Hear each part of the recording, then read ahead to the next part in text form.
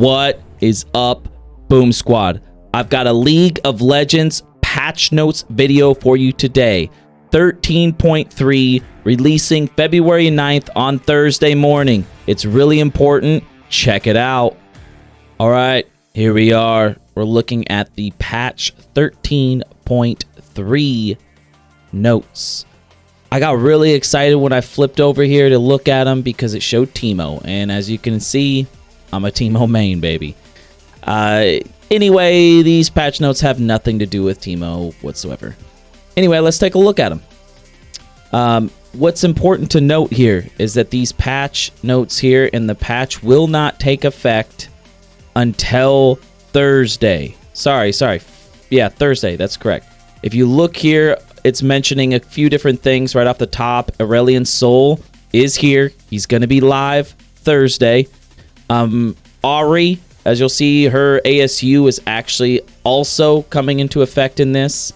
Then kind of pushing down further is where their social engineering attack happened. Now, with this, it's delayed. So instead of seeing all these patch notes and everything taking effect on Wednesday, it's going to happen on the morning of Thursday. It says for all Riot regions. All Riot regions. Yes. All right. For SEA, it's going to happen on Friday the 10th. But on the 9th for everybody else. Now let's look at the highlights here. You've got some nerfs for Annie, Amumu, Kassadin, Kassanti, and Zac. Finally, right? Finally.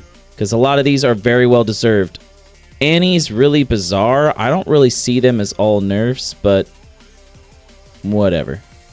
Then what we've also got is some buffs for Alistar, Braum, J4, Kayle, Kayn, LeBlanc, Nautilus, Pyke, Rakan, Thresh, and Trundle. And a big thing to mention here is a lot of these, like Alistar, Braum, Nautilus, Pyke, and Rakan, and Thresh, those 6 right there are all melee supports, and they buffed these specifically because there's a lot of ranged support champions being played, like 2-to-1 in most areas, and then in high elo we're looking at 20-to-1. So, and you'll see that later on in this patch as they mention that. So they decided to buff them so they're played more. The adjustments, obviously, to Aurelion Sol because he is... Oh, man. He is too strong now. He was super weak, not really ever played, and now he is going to be OP. I strongly suggest banning him in all your games. Anyway, then the system changes here. You got Overheal, you've got Radiant Virtue, some Tenacity adjustments coming, and Umbral Glaive. And then they have some skin lines here. It's the Heartache, Heartthrob skin line going on here. I'll show you that coming, but it's basically only 3 champs. You've got Amumu, Vi, and Caitlyn. And these are available as well coming on Thursday with this patch. So, let's look at it. Champions here. Aurelion Sol. He's got some passive changes. A lot of changes. I'm not going to go over every single detail here. We're going to try to keep these patch notes really short. But I want to show everybody here because I found that a lot of videos are not showcasing the patch notes. They're just not going over everything. So I want everybody to take a look at this because going over the patch notes is very, very important. It should be no surprise to people when you start seeing Aurelion Sol being played a ton in all of your games. Like he's going to be everywhere. So, looking at it here, you've got his passive. We'll scroll down a little bit. We'll take a look at his Q and the changes to his Q, changes to his W, which it's now a shorter distance. That's big to mention. He can't fly as far, but he can fly more often. His E, which is basically it's like a black hole. This is a crazy, crazy ability. Pay attention to this ability because it's got an execute on it. It's insane. The R as well. The ultimate is really crazy to mention because it goes by the Stardust that he gathers. The more Stardust that he gathers, once it kind of fills up the bar, then the ultimate gets an extra effect. He doesn't have to wait for it to fill up to use it. He just has to wait for it to fill up to use the extra effect, which is the, how do they put it in here? Let's see. I would say some sort of like echo, but shockwave. There we go. That's the word. It's a massive shockwave that hits almost the whole map. It's pretty massive. All right, then you got a Moo changes. Now in this, these are the nerfs they've added to Moo here. Here. They've done some nerfs here, just a little bit. Just extra costs on his Q, which it's not a whole lot, but whatever. And the damage changes for his E. Again, not a whole lot, but, you know, just a little bit of nerfs. Now, Annie has a bunch of different changes here. Again, I'm not going to go over every single detail, but as you can see in the top, passive is now fully charged on spawn. So on spawn, she now gets the full stacks to basically get a stun. Her E shield strength is increased. That's something. It's interesting because at the top, as you saw, they were saying they're nerfs. No, I don't think they're nerfs. The shield is stronger. It's got a lower cooldown. Let's see, and like there's increased health, armor, magic resist, and movement speed for Tibbers. How they see this as a nerf, I don't know, but it seems like she's just stronger all around, but she was mentioned as nerfs. Really weird. I think that might have been an accident. J4, he's got some changes here. Base armor increased. W cooldown is decreased. Shield strength now scales with AD, and that's really important to mention. This Golden Aegis here, it's a lower cooldown, not by much, just 1 second. But the bonus AD, it didn't have any scaling off of AD or AP, and now it has scaling off of only bonus AD. This is important because if you think it's just AD, it would be a giga buff. But it's only bonus AD, so only the stuff that you're building over time on your items will this 80% take effect on that. It's still going to be a decent shield. So looking at later into the game, you do have a decrease on the shield duration from 5 seconds to 4 seconds. But really, 4 seconds is still long enough. It's going to be a bigger shield for sure. If you're looking at late game, like think about like 100. Let's say you're not maxing this. So let's say that's only at 100 to 140. Your 80% bonus AD, you're more than likely getting another 100 to 150 shield just right here off of this 80% bonus. All right, Casanti. Base health is increased. It's just a little bit here, but that makes a big difference. This Q knockup, stun, decreased finally. W minimum stun duration decreased finally. And his R bonus resistances lost is increased. And that's pretty awesome. He's got a 20% increase on his bonus resistances being lost. So whenever he pops his ultimate, he's now even weaker, which is huge because he does so much damage, and it seems like he just doesn't take any damage. Not anymore, hopefully. We'll see what happens here, but that's what we got. Cassidon. He's super strong lately. His E base damage is decreased. The cooldown reduction from nearby casts decreased. R base damage decreased, and bonus damage per stack is decreased. These are the changes here. It's a big change here, and I'm happy with it because Cassidon is super strong. He's still going to be strong into late game, but he's not going to be as strong. Just a little bit of a nerf. Hopefully, it helps. Kale. The passive bonus movement speed is increased. Here's some buffs for Kale. The E on hit AP scaling is increased, and missing health damage increased. Moving on here to Kayn. Passive shadow assassin damage is increased. And the QAD scaling is increased. So now blue Kayn is going to be stronger. It sucks, but I haven't been seeing too many blue Kayns lately. It's been a lot of red Kayns. So I think that's basically what it's all about here. They wanted to get more blue Kayns out there. LeBlanc, Her mana regeneration and mana regeneration growth is increased. Her Q mana cost now flat at all ranks, and her R cooldown decreased early. It's 10 seconds early and then 5 seconds rank 2. Which sucks. It sucks because I have a problem with LeBlanc. I'm a Teemo main, and mages, like people like LeBlanc, just jump in and pop you, and yeah, it really sucks. But anyway, moving on, going to Lee Sin. The Q-AD ratio was increased. Some buffs for Lee Sin. E base damage decreased. Slow increased. It's interesting. A little bit of nerf, it looks like, on the E base damage. But, oh yeah, that's actually massive. He gets a little bit of a better slow, 20% increase slow. So 15% off rank 4, and then 20% on rank 5. But man, does it do a lot less damage. That's good. That's good. I'm happy with that. But then a buff to Q. So, whatever. Trundle, he's getting a little bit of buff here. He gets his W cooldown decrease at all ranks, and then he gets this little dancing buff, whatever you want to call it.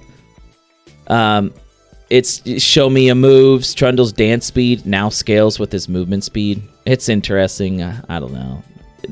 It's obviously useless, but it's a fun little thing. Here's Zach's nerfs. WAP scaling decreased. His EAP scaling is decreased. This is all good. It's basically centered around Demonic Embrace, because a lot of Zacs, specifically like the jungle, will build Demonic Embrace, even top lane. But he's still strong all over the place and not just in the jungle. So they were trying to get some nerfs here for anybody that's trying to build some extra AP or get some boosts off of any sort of AP item. They're just nerfing that. It's not too massive. A 10% AP nerf here, and then the 1% per 100 AP. Again, most Zacs build tanky, and you'll basically only see the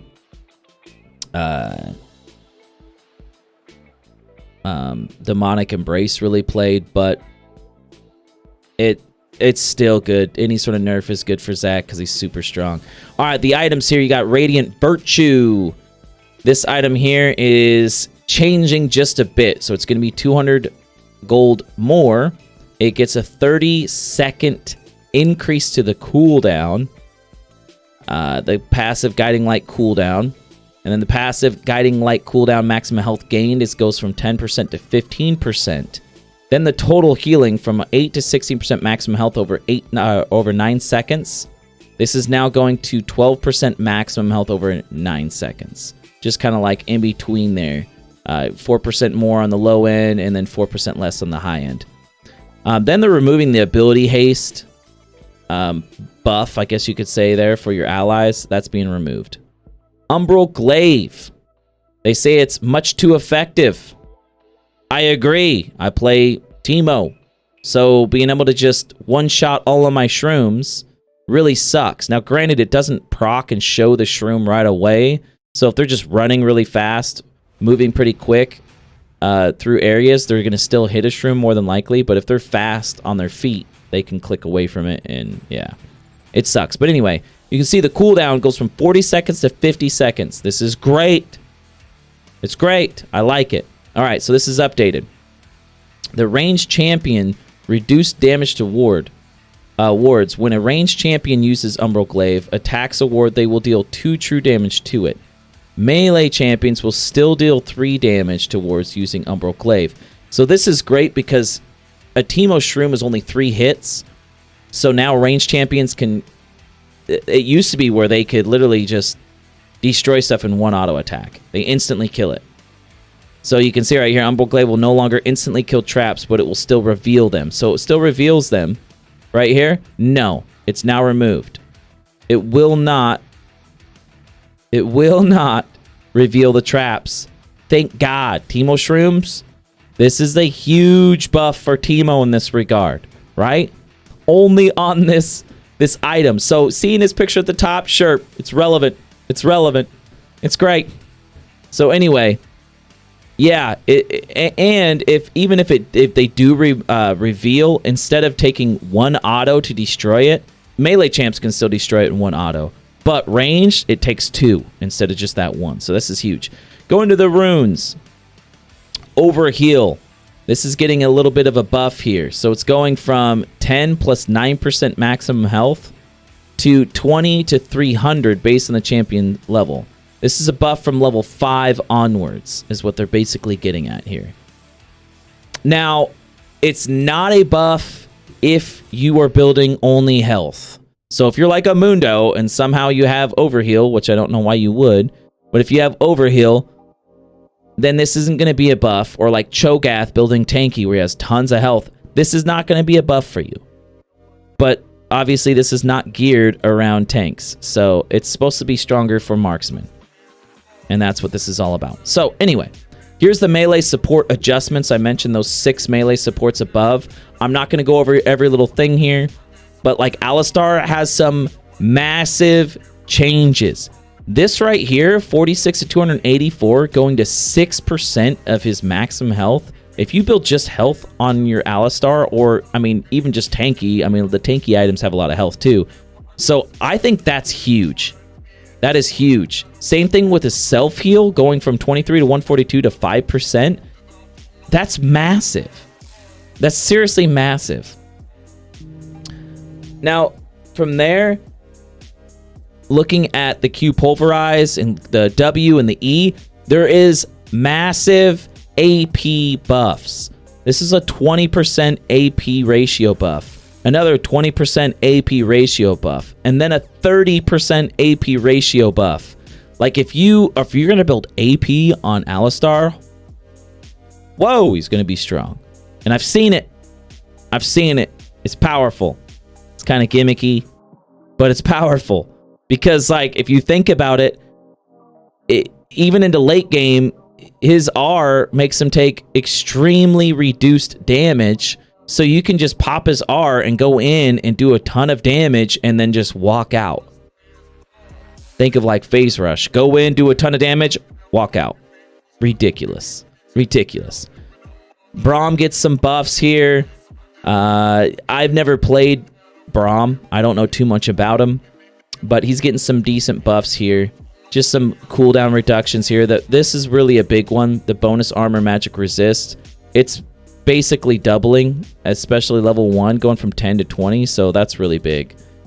Nautilus, he's getting some buffs here, just a little bit of damage here on his passive, mana cost reduction, shield strength buff. That's pretty nice, especially think about this early game.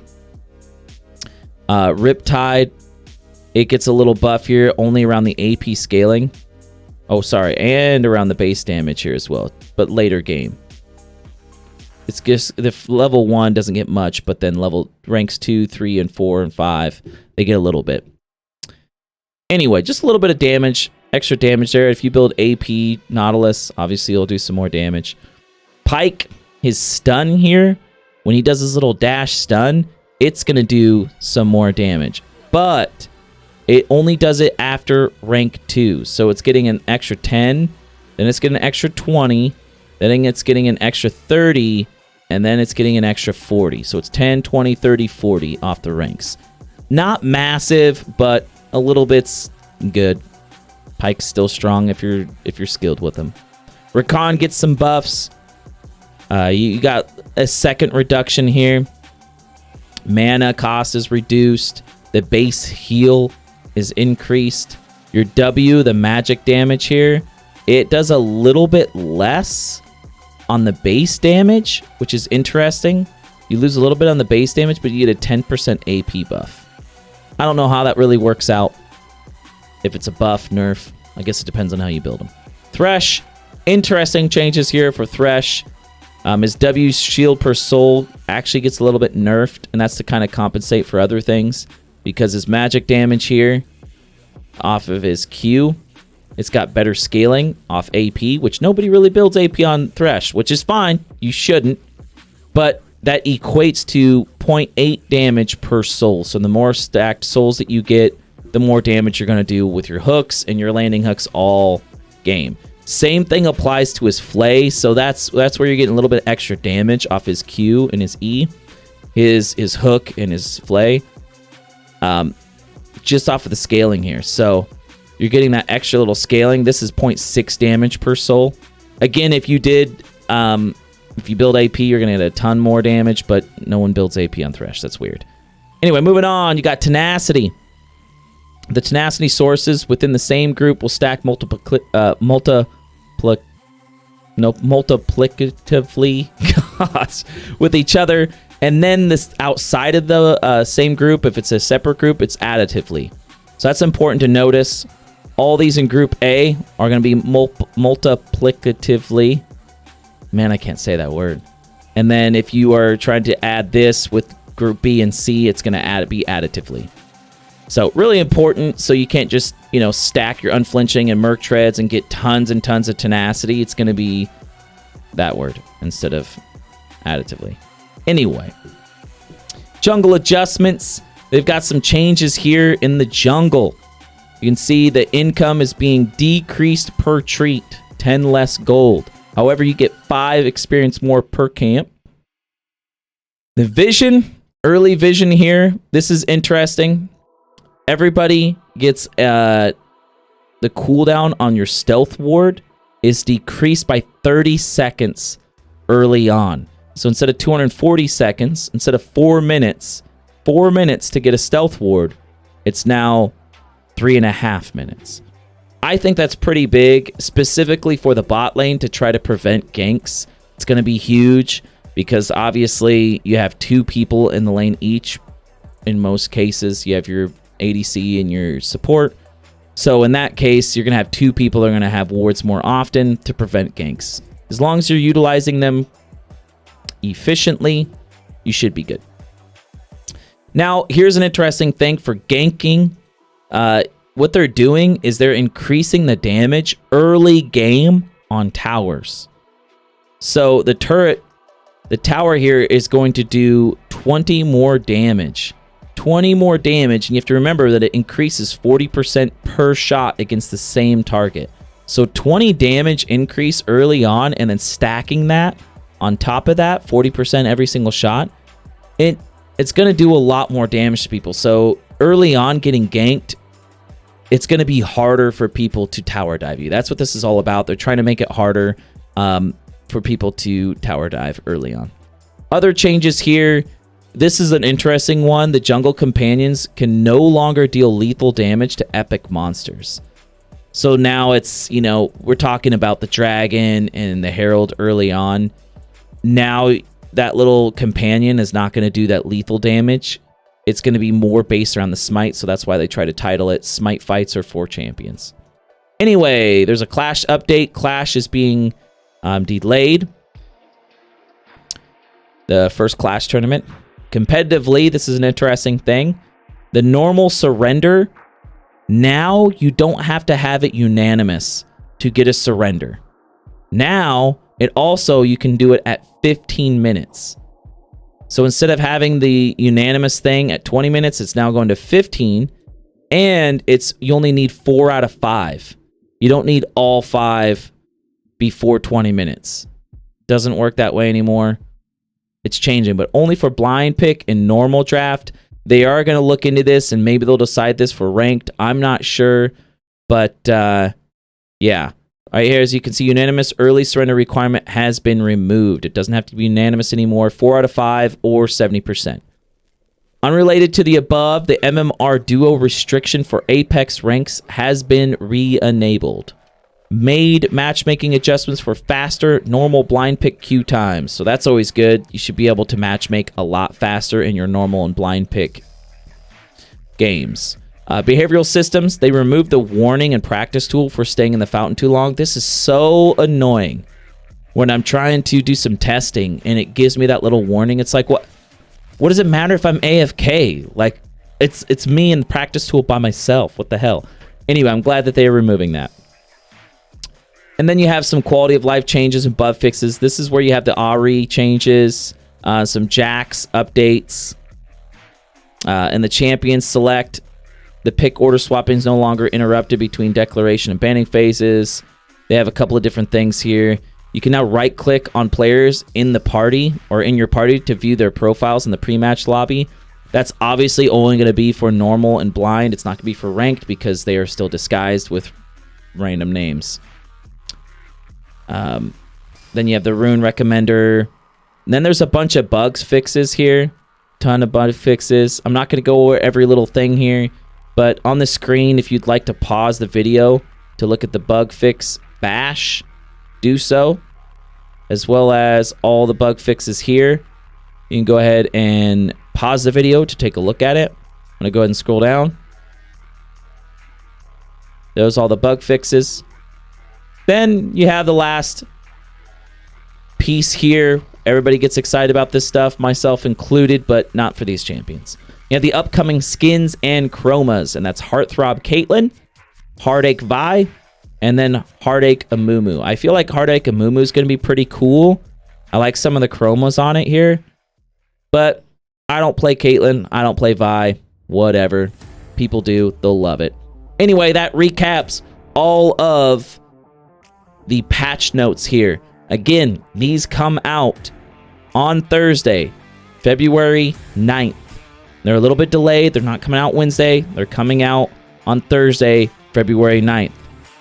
Unfortunately, that's the end of the video, Boom Squad. If you could, give me that thumbs up, comment below, subscribe, follow, share, anything you can do to support me. I appreciate it. Peace out. He appreciates it. And peace out.